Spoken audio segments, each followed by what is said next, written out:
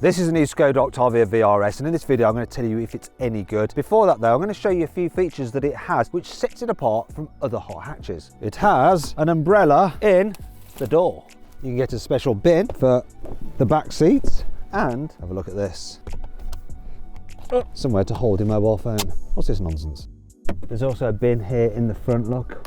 Little place for you to put your parking tickets, although everyone does their parking by mobile phone now. And in the cup holders is these little grippers, so when you put your bottle in, you push down and twist, you can open the bottle one-handed.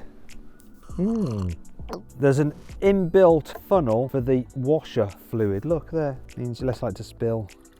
Nice. Then there's the ice scraper and the fuel filler cap, and look, special place to hang your shopping off. Look, a sturdy hook. What you really care about though is the engine. So 2 litre 4-cylinder turbo petrol puts out 265 horsepower, which is actually 20 horsepower more than the pre-facelift version of the Octavia VRS. 370 newton meters of torque. You've got a 7-speed dual clutch automatic gearbox driving the front wheels only. 0 to 60 is supposed to take 6.4 seconds, but what's the reality? Let's launch it to find out. Left on the brake, floor the throttle, launch control active, release the brake. Go on, put your power down. That's the thing about front wheel drive. 5.95 seconds. For a front wheel drive car, that did a really good job of hooking up. I had the stability control in like the sport mode, and it really did just manage the power properly. Didn't let the wheel spin up too much, but it didn't cut the power too much either. Very well judged. As well as an uprated engine, the VRS version of the Skoda Octavia features a more aggressive front bumper design with this honeycomb effect down here. You also have some bigger air curtains at the side, and of course your VRS badging. Moving down the side, you've got some unique 19-inch alloy wheels. There's black door mirrors. You also have black window surrounds as well. Rear windows are blacked out. Not the biggest fan of that. Moving down the back, here is the boot lip spoiler, and obviously VRS badging. Once again, like at the front, more aggressive rear bumper with these little elements here, and twin exhaust pipes. The exhaust pipes look massive, but when you look in, they're a bit of an exaggeration. Oh, there is one other thing as well. The VRS is the only Octavia that gets this lurid green paint scheme.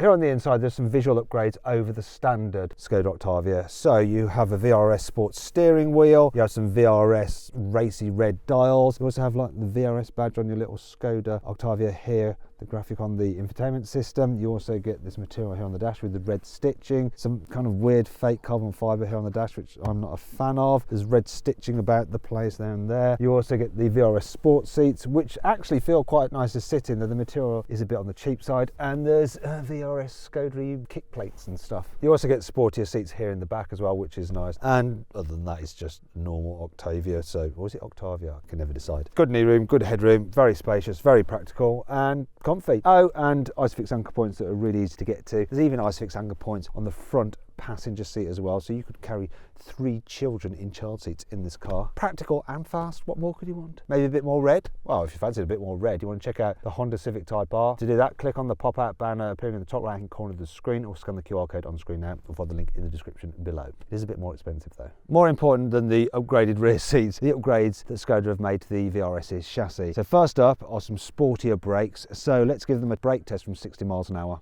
It's got to be less than 35 meters. Let's get up to speed. Here we go. Braking, 1, 2, 3.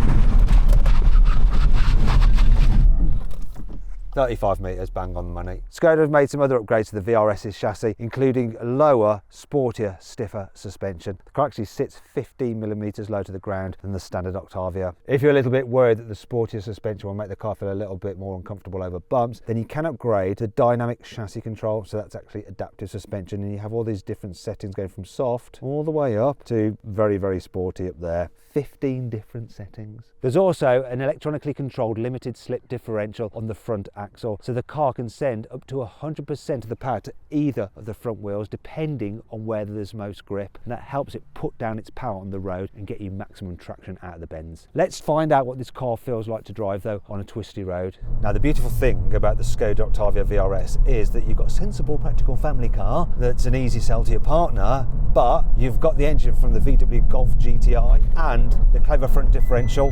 Well, So clever that it can hook you up out of a bend like that, put its power down and catapult you into the car in front. That was the auto braking system getting a little bit paranoid. It just hooks up pretty well, even though this surface is quite slippery. And it's such an easy car to drive fast. It's predictable, it stays flat in the bends, it's responsive. You don't have quite the feel or the adjustability that you get from the Volkswagen Golf R, and that car's got more power and it can put its power down better because it's four-wheel drive, but it's not quite as practical as this, and it's more expensive. However, I would spend the extra and get the VW Golf R, and if you want to check out my review of that, just click on the pop-out banner up there or scan the QR code on screen now. But do you know what? This is still a fun car. The gear shifts are fast on the upshift, a little bit delayed on the downshift, but it does handle well, and it's just so predictable and easy to drive quickly. It's really good all round. It sort of ticks every single box. One last upgrade you need to know about on this new Skoda Octavia VRS is the uprated sports exhaust. So let's have a listen to it. It's better than a standard Octavia, but doesn't sound as big as it looks, does it? And that brings me on to 5 annoying things about the Octavia VRS. The drive mode button is down here amongst all these other buttons, and it's not really distinctive. Ideally it should be on the steering wheel so you can quickly go, oh, comfort, sport, when you're driving along, but no, you have to go, press, which one now? Is it, do I press it some more? Yes, I press it some more. Or do I press on the screen? Oh, too many options. That's crap. Skoda really don't want you to turn off this stability control at all because they make it so hard to do. There's no instant access button. No, you have to do this process. Go to vehicle, wait for it to load, go to, yes, this is right, scan across, go to brakes, of course, go to brakes, and then go to ESC system off. For some reason, if you want rear side airbags in this car, they're an optional extra, about £400. They're the ones that protect the rear passenger's pelvis and chest. Now, I think something like passive safety should just be standard. You shouldn't have the option of improving it. With all these beeps and bongs that are standard in cars, that kind of thing should definitely be standard. Just add it to the cost of the car. It's fine, 400 quid. It's not going to change anyone's decision. Better to have it. Here's another odd one, the rear window wiper. So that's an option. To be fair, it's a non-cost option, but you do actively have to tick the box for it, otherwise it won't be fitted to your car. Should be the other way around, that you have to deselect it, because I bet there's loads of people that probably forgot to select that option, thinking it was just standard, and the car turns up and says, where's my rear window wiper? Oh, sorry sir, you didn't select the option.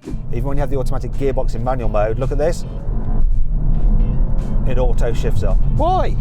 It's supposed to be manual. If I want to ping it off the limiter, let me ping it off the limiter. The Skoda Octavia VRS starts from £39,000. So you can save an average of around £2,000 off one through CarWow. However, you may be better off leasing one. So over a 2-year period with £3,700 down, you can lease one through CarWow's new leasing broker, CarWow Leasy, for £380 per month. And when you do all the maths, it actually works out cheaper leasing one than buying it, even with the CarWow saving. Now, if you want to check out the latest deals on the Skoda Octavia VRS, then click on the pop-out banner appearing in the top right hand corner of the screen, scan the QR code on screen, or just follow the link in the description of the video. The great thing about this car though is just how practical it is for a hot hatch. I mean, there's 600 litres of space here in this boot, but if I need more space, look at that, lower those seats. It's absolutely massive. So that brings me on to what this car is like to daily drive. This Octavia VRS really does do a good job. You need the adaptive dampers because it does make the suspension more comfortable, and it's fine to live with just driving around town or on motorways and stuff like that, which I am now. There is one problem though. I do find at motorway speeds you do get quite a bit of noise from the tyres. It gets on your nerves a little bit. Shame really, because otherwise it's generally quite relaxing. Seats are good. The economy is impressive, so I'm averaging just under 35 mpg right now, but I've driven this car quite hard and I drove it for a long period in London stop-start traffic. I think that if you're just doing normal daily driving or up and down the motorway, on a cruise you can get over 40 mpg, and when you're on a cruise, you may as well use the adaptive cruise control. It just takes the sting out of long journeys.